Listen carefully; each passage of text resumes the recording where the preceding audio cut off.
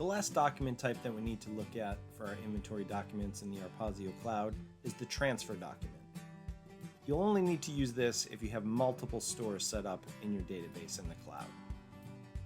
The first thing to note is the store that you're looking at, in this case, store 1, is where the transfer is going to be received, and that is where that document is going to live, in store 1.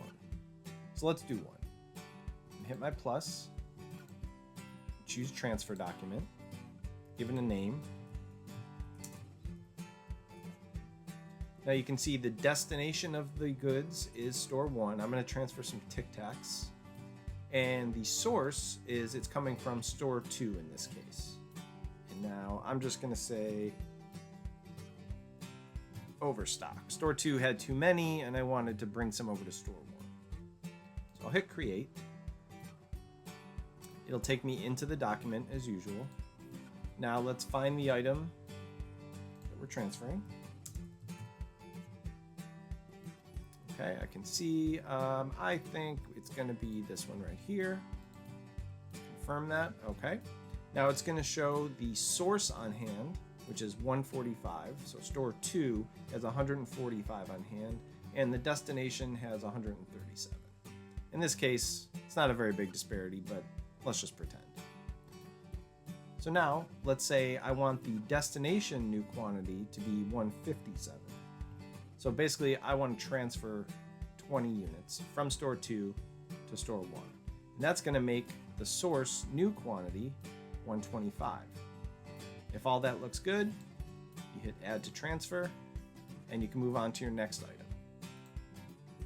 If that's the only item we're going to have, we can review them all here.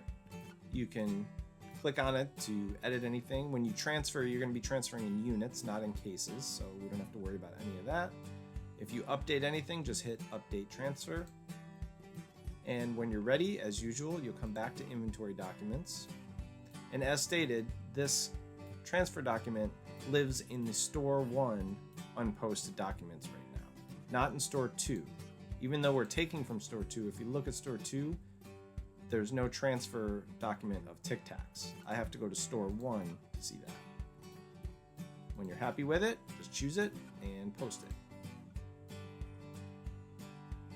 And now, like all your other documents, it lives right here in the posted section. If you'd like to review what was transferred, you can do that at any time. Thanks for watching this video walkthrough. For more information, email support@insightrs.com or visit us at insightrs.com.